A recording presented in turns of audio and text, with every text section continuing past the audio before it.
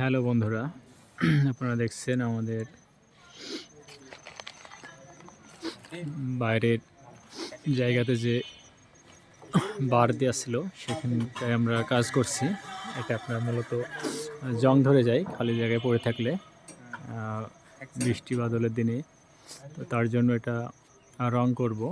রং করার আগে কী করবেন আপনারা সেটা বলি। রং করার আগে এটাকে ভালো করে আপনারা অ্যান্টিকোশ মেরে নেবেন। অ্যান্টিকোশ যদি মারেন তাহলে এটাতে আর জং পড়বে না। তার জন্য আমরা এটাতে অ্যান্টিকোশ মারছি, একটু দেখুন ভালো করে।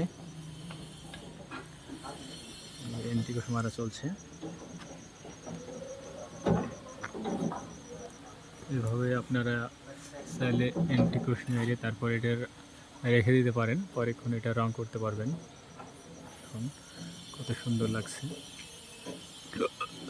বন্ধুরা সবাই ভালো থাকুন, সবাইকে অনেক ধন্যবাদ।